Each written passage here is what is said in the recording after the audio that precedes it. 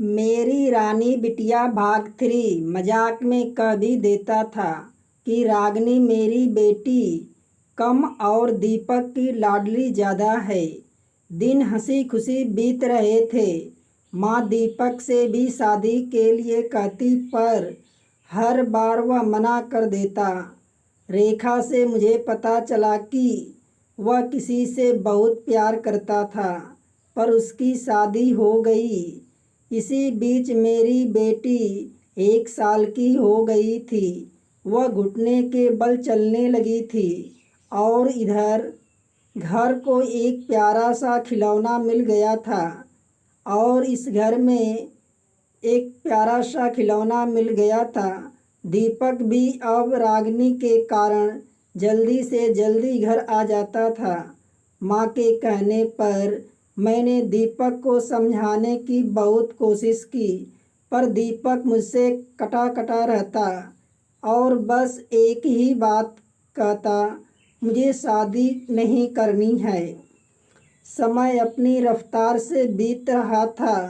रागिनी 2 साल की हो गई थी।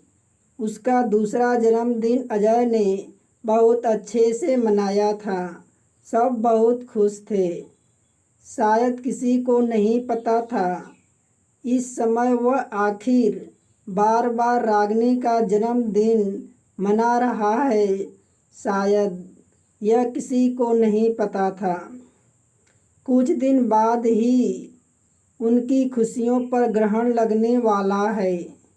मैं तो अजय के बिना रहने की सोच भी नहीं कर सकती थी। कब मैं अजय से प्यार करने लगी मुझे पता ही नहीं चला। मेरी ज़िंदगी अजय से शुरू और अजय पर ही ख़त्म होती थी। एक दिन अचानक वह मनहूस दिन आया। अनामिका ने कहा, बहुत अच्छी तरह की, यह मेरे बहुत अच्छे दोस्त हैं, मेरे साथ कॉलेज में पढ़ते हैं। अजय ने मुस्कुराते हुए अनामिका से कहा, यह मेरे छोटे भाई दीपक हैं। दीपक अनामिका को देखकर एकदम निशब्द हो गया। उसको बिल्कुल समझ नहीं आ रहा था कि वह क्या करे। अजय ने दीपक की ओर देखते हुए कहा, क्या हुआ, कहाँ खो गए तुम? दीपक ने ज़बरदस्ती मुस्कुराते हुए कहा, कुछ नहीं, बस आपकी पसंद बहुत अच्छी है। माफ़ कीजिएगा, मैं जा रहा हूँ, मुझे कुछ बहुत ज़रूरी काम है। यह कहते वह तेज़ी से निकल गया। उसने अपने बाइक उठाकर और स्पीड से चलाते हुए बिना किसी मंजिल के अनजान रास्तों से चला जा रहा था।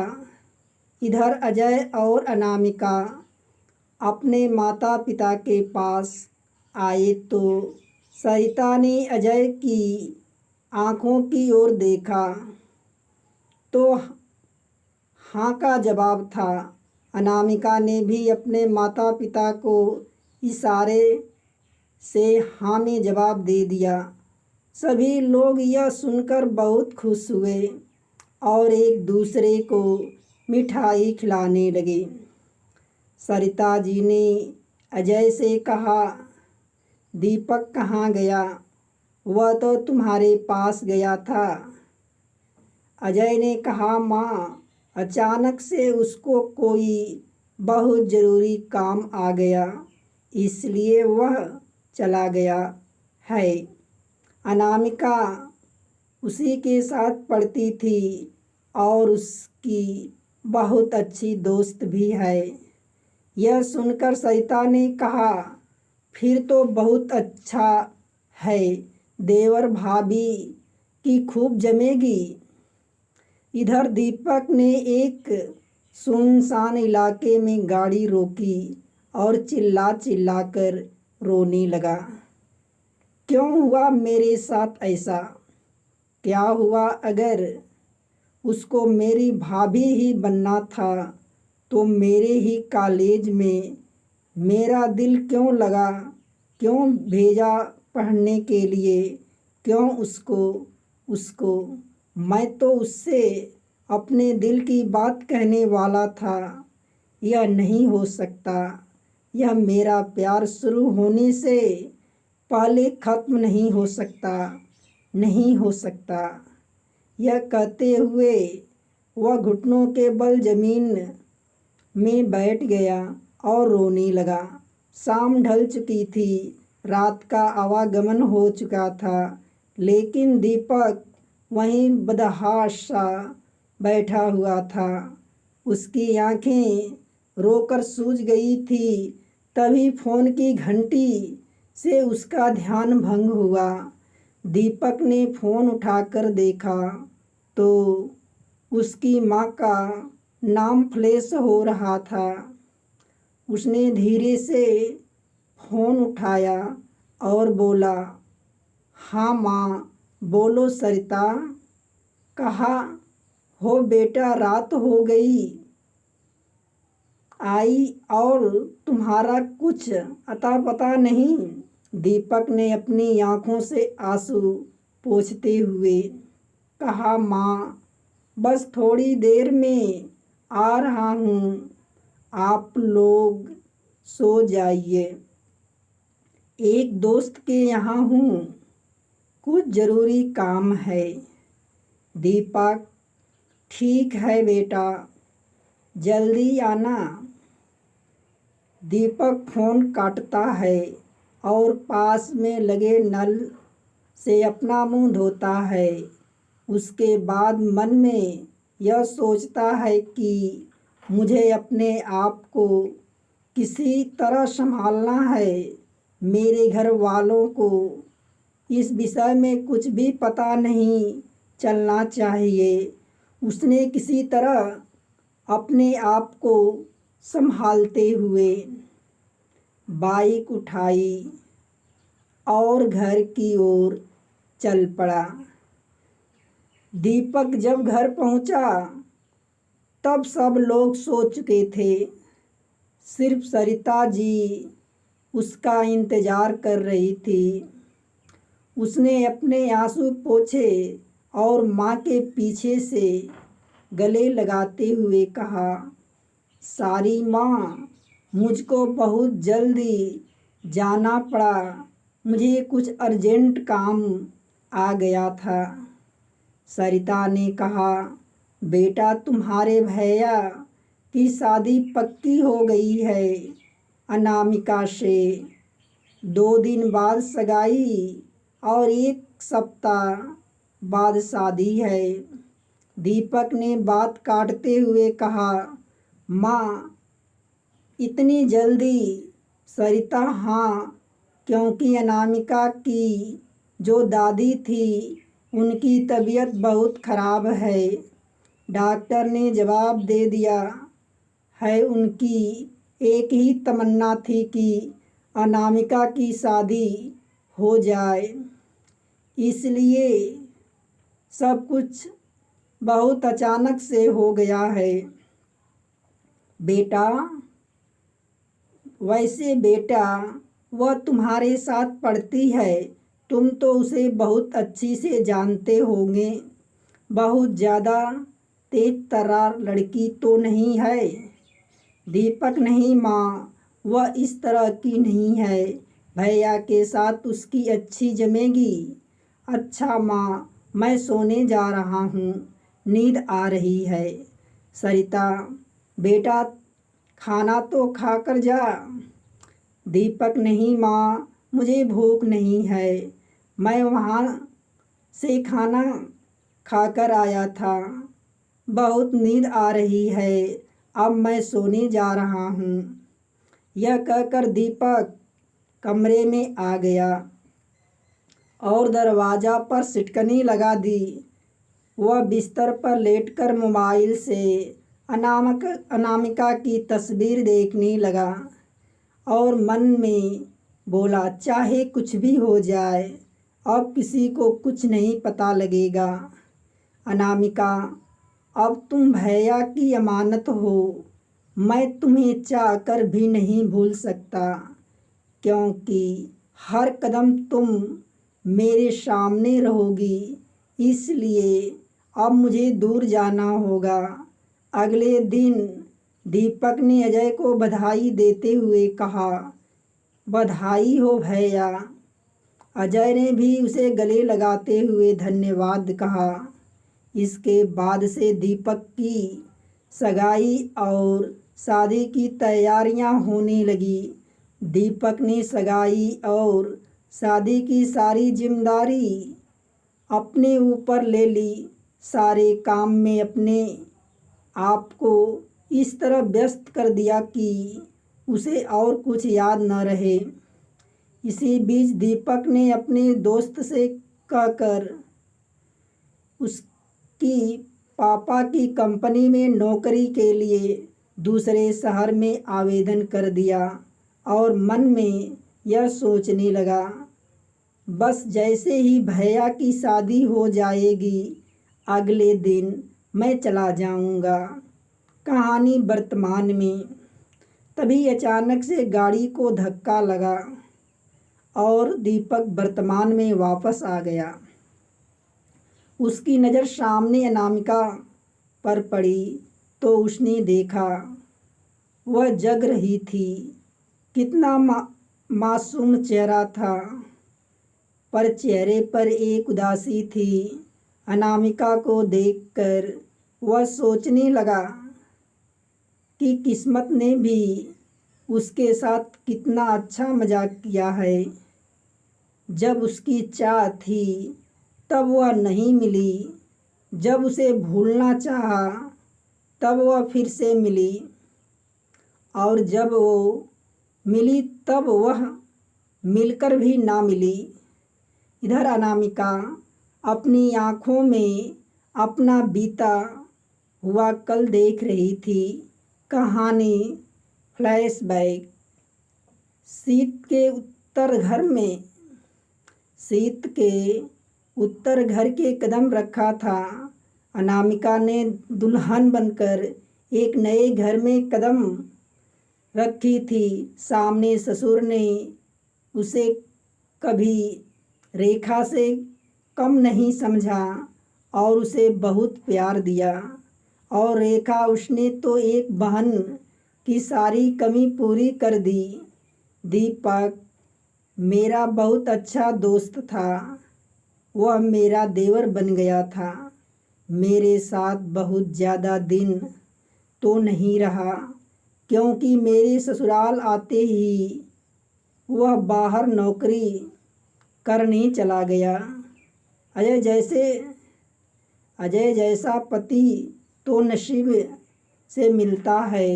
कितना प्यार करते हैं वह मुझसे, मेरा कितना ख्याल रखते थे। वह बहुत खुश थी मैं कि एक ऐसा ससुराल मिला। कुछ दिन बाद रेखा की भी शादी हो गई। रेखा की शादी के बाद काम के चक्कर में मेरी तबीयत खराब हो गई। डॉक्टर को दिखाने से पता चला कि मैं माँ बनने वाली हूँ। सब लोग खुशी से झूम उठे थे। ससुराल में मेरा सब लोग बहुत ख्याल रखते थे। अजय ने तो अपने ऑफिस से छुट्टी भी ले रखी थी। मुझे भी माँ बनने का असीम सुख प्राप्त होने वाला था। यही सोचकर मैं और प्रसन्न थी। 9 महीने कब बीत गए पता ही नहीं चला, और मैं एक प्यारी सी गुड़िया की माँ बन गई।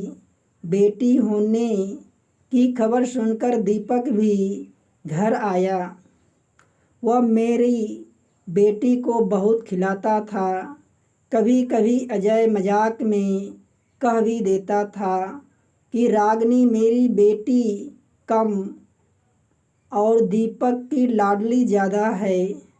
दिन हंसी खुशी बीत रहे थे। माँ दीपक से भी शादी के लिए कहती, पर हर बार वह मना कर देता।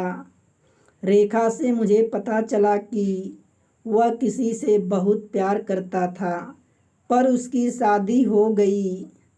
इसी बीच मेरी बेटी 1 साल की हो गई थी।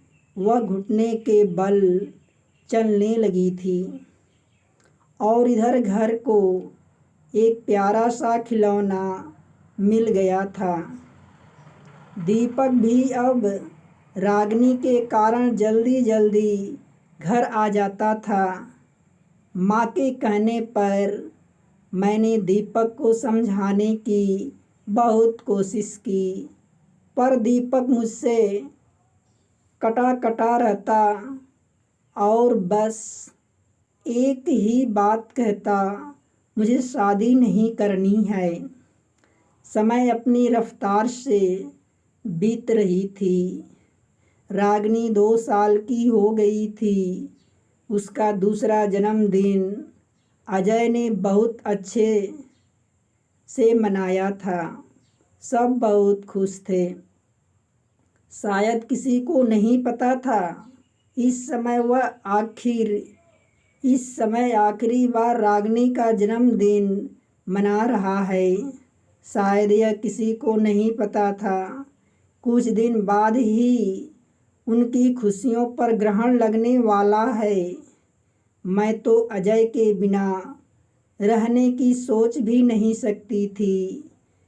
कब मैं अजय से प्यार करने लगी मुझे पता ही नहीं चला।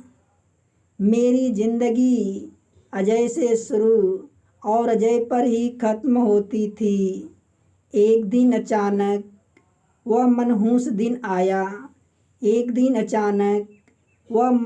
दिन आया जहाँ से मेरी ज़िंदगी ही बदल गई। उस दिन अजय का ऑफिस जाने का मन नहीं करता था। मैंने उनसे ऑफिस जाने का जिद न करती होती। मैंने उनसे ऑफिस जाने की जिद न करी होती तो आज हमारे बीच होते। कहते हैं जब दिल किसी काम को करने से बार बार मना करे तो वह काम नहीं करना चाहिए। अजय का उस दिन ऑफिस जाने का बिल्कुल मन नहीं था।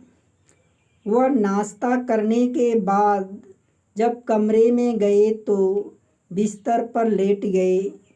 मैंने उनसे पूछा, क्या हुआ, तबीयत नहीं ठीक है क्या? अजय मेरा हाथ पकड़ते हुए कहा, मेरी तबीयत बिल्कुल ठीक है, पर आज ऑफिस जाने का मन नहीं कर रहा। सोच रहा हूँ आज पूरा दिन अपनी बीवी के नाम कर दूँ। तब मैंने उनके हाथों को चूमते हुए कहा, क्या बात है, आज बड़ा प्यार आ रहा है। आप ऑफिस नहीं जाएंगे तो कैसे काम चलेगा? अब आप एक बेटी के पिता भी बन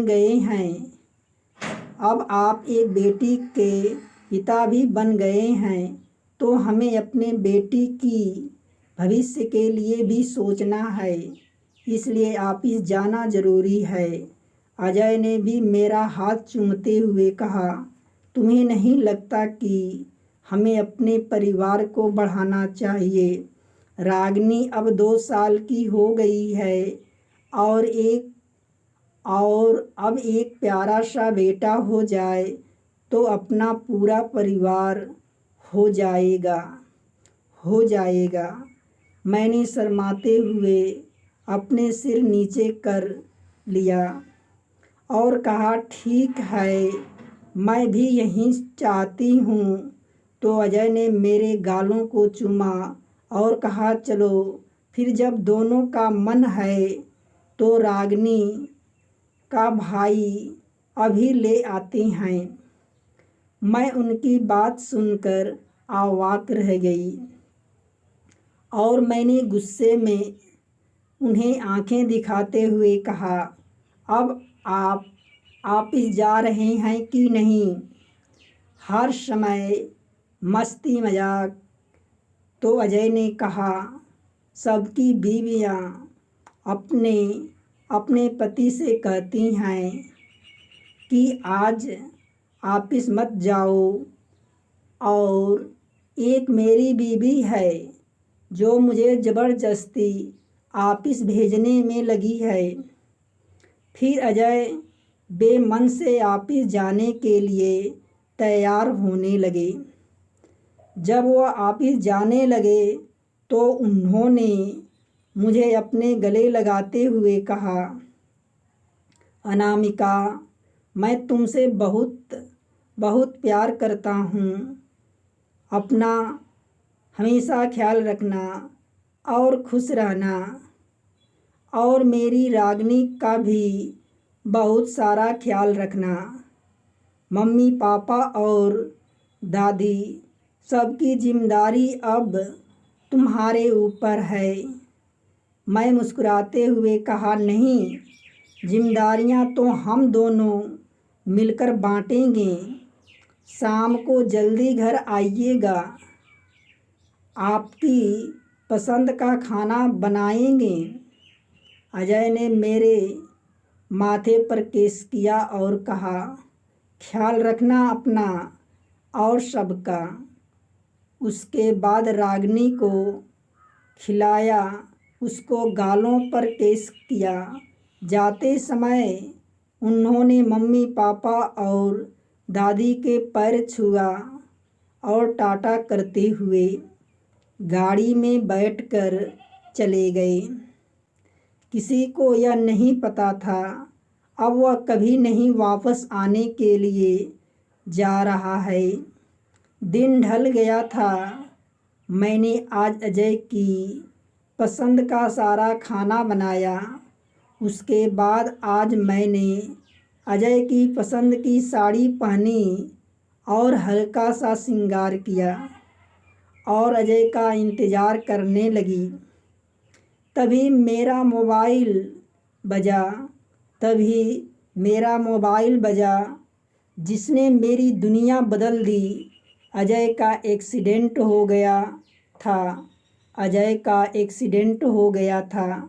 थोड़ी देर बाद हम सब लोग हॉस्पिटल थे, जहाँ से वह हम सबको मुस्कुराते हुए देख रहे थे।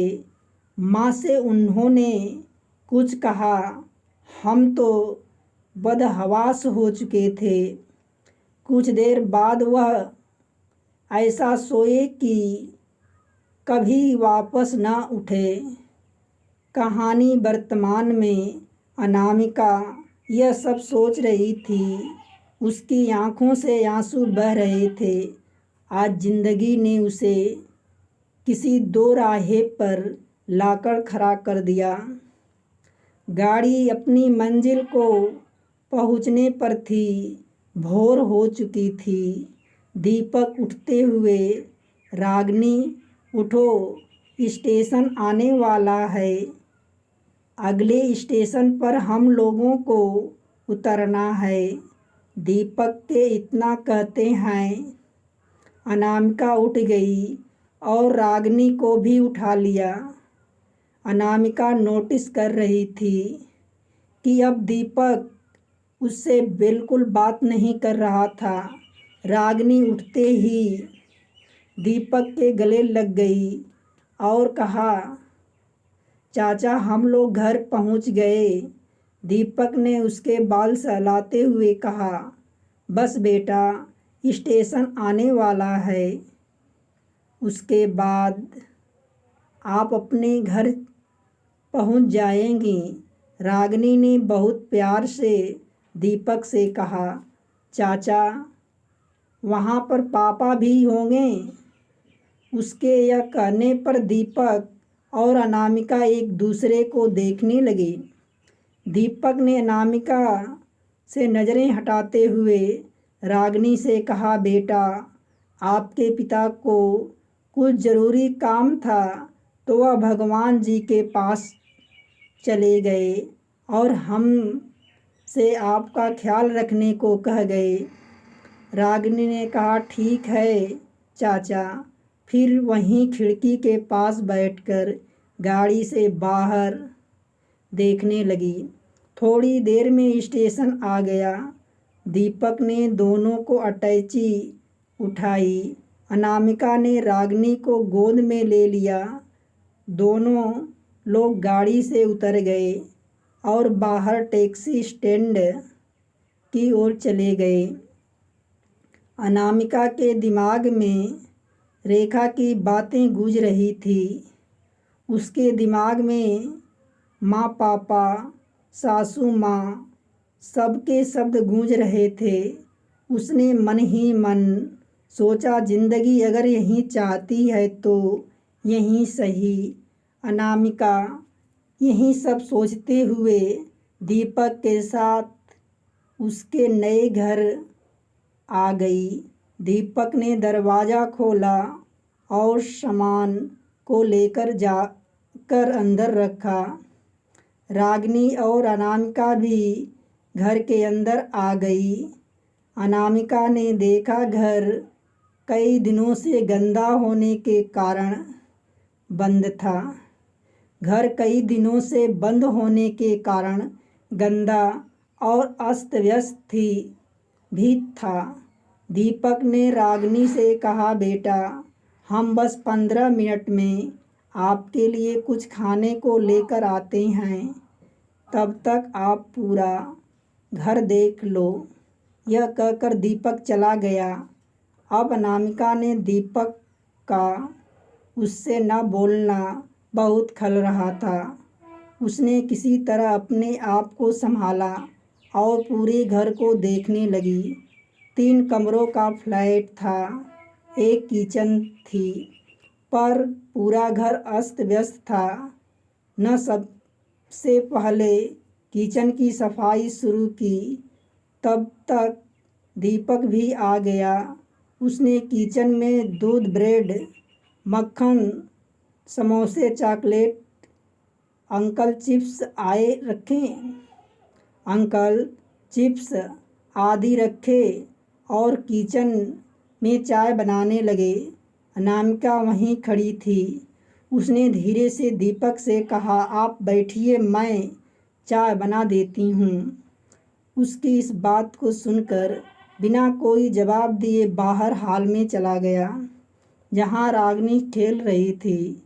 अनामिका ने चाय बनाई और अनामिका के लिए दूध निकाला और नाश्ता लेकर हॉल में आ गई।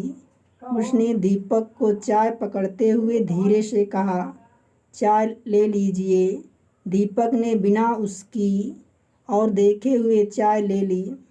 अनामिका ने रागिनी को दूध पिलाया तो रागिनी ने कहा, चाचा मैं आपके हाथ से दूध पीऊँगी। दीपक रागिनी को दूध पिला रहा था और साथ में ब्रेड मक्खन भी खिला रहा था। अनामिका आज अपने आप को बहुत अकेला महसूस कर रही थी। तभी मोबाइल की घंटी बजी। दीपक ने मोबाइल उठाया तो देखा सरिता जी का फ़ोन था। अनामिका फ़ोन उठाकर सरिता जी से बात करने लगी। सभी कुशल मंगल जानने के बाद सरिता जी ने अनामिका से कहा, दीपक से बात करो। अनामिका जी ने कहकर दीपक को फ़ोन दिया और रागिनी को लेकर खुद दूध पिलाने लगी।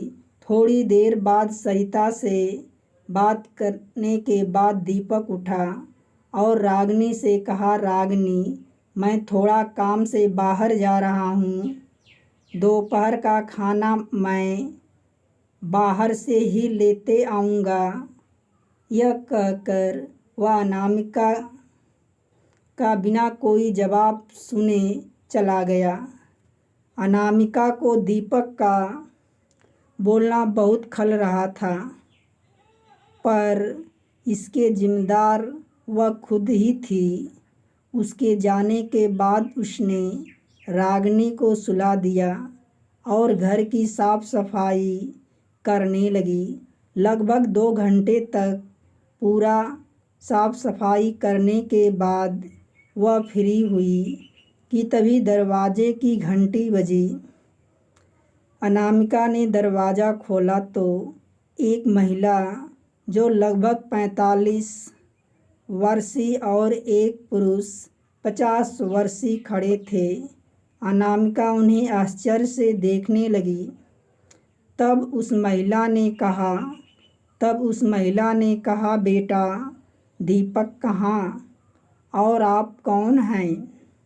अनामिका ने उनके सवाल का जवाब देते हुए कहा, दीपक थोड़ा काम से उनके सवाल का जवाब देते हुए कहा, दीपक थोड़ा काम से बाहर गए हैं और मैं उनकी पत्नी हूँ। उसी समय दीपक सीढ़ी चढ़कर ऊपर आ रहा था। उसने अनामिका की बात सुन ली थी। उसने मन में सोचा कि चलो आंटी और अंकल के सामने उसने झूठ नहीं बोला और सच को स्वीकार किया। उधर वह दोनों अनामिका की बात सुनकर वह दोनों कहने लगे, दीपक की पत्नी, उसने शादी कर ली और हमें बताया तक नहीं। अनामिका ने उन दोनों को अंदर बुलाते हुए कहा, आप दोनों अंदर आइए। वह दोनों अंदर आकर सोफे पर बैठ जाते हैं। तभी दीपक भी सामान लेकर अंदर आता है और अंकल आंटी को देखकर बहुत खुश हो जाता है। दोस्तों, कहानी का शेष भाग 4 में। यदि कहानी अच्छी लगे तो वीडियो को लाइक तथा चैनल को सब्सक्राइब करना न भूलें।